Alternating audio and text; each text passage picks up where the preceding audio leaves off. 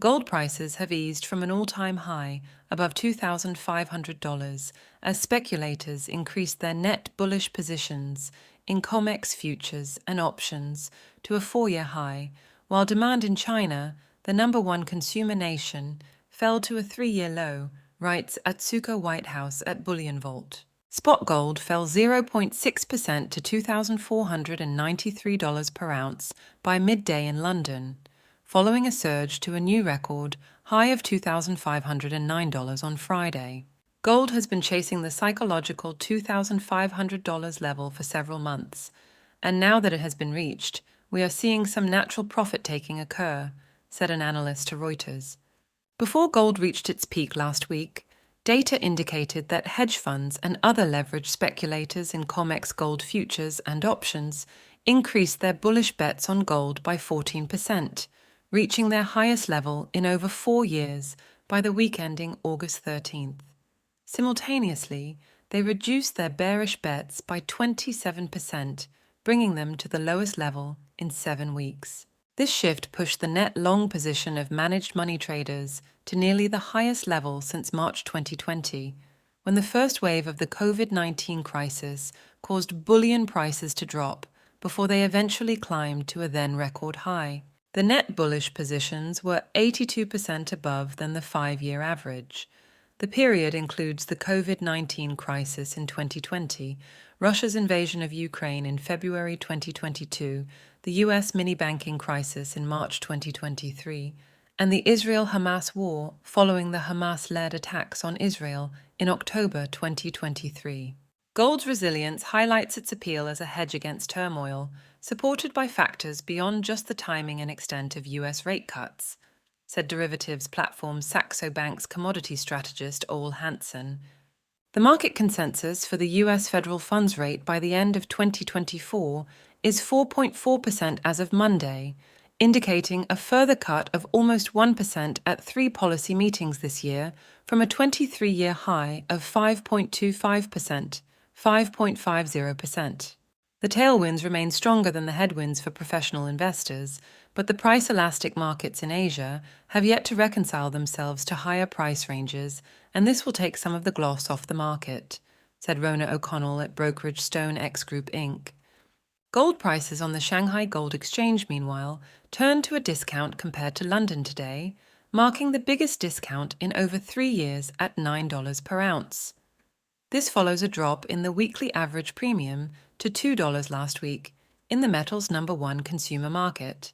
Chinese central bank issued new gold import quotas in August after a 2-month pause, as reported by Reuters on Monday. The People's Bank of China had curbed its bullion imports as prices of the yellow metal hit all-time highs in yuan in 2023. This pushed the historical premium from $8 to over $30 since then. Additionally, private gold demand surged in April to nearly 1% of the world's second-largest economy's gross domestic product, GDP. This occurred against the backdrop of China's property market continuing to decline, its stock market reaching 5-year lows, and cash interest rates remaining at historic lows. Gold priced in UK pounds and euros, meanwhile, fell by 0.8% from Friday's highest close of £1,937 and €2,274 per ounce, reducing last week's gains of 1.7% and 2.1% respectively.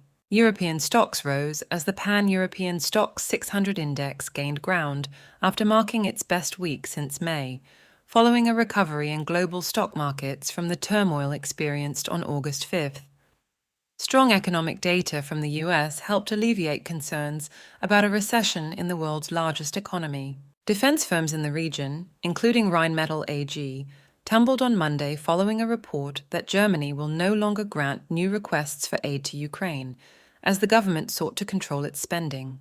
The dollar index, a measure of the US currency's value against its major peers, extended its losses for the second consecutive day to the lowest level this year, while US bond yields edged lower following dovish comments from Federal Reserve officials. Federal Reserve Bank of Chicago President Austin Goolsbee a non-voting member of the Federal Open Market Committee, FOMC, in 2024, advised against keeping restrictive policies longer than needed despite strong GDP growth.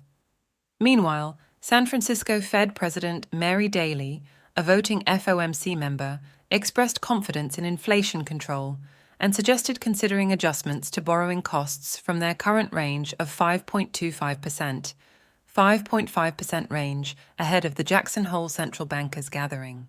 Federal Reserve Chair Jerome Powell is scheduled to deliver remarks on the economic outlook on Friday at the Jackson Hole Economic Symposium hosted by the Federal Reserve Bank of Kansas City.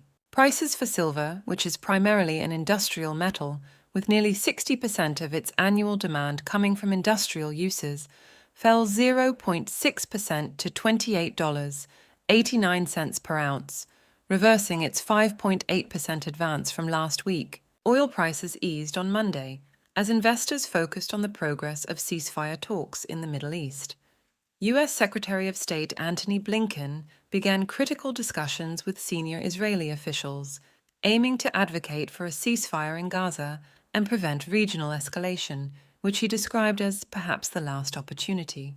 Please like this video and subscribe to our channel.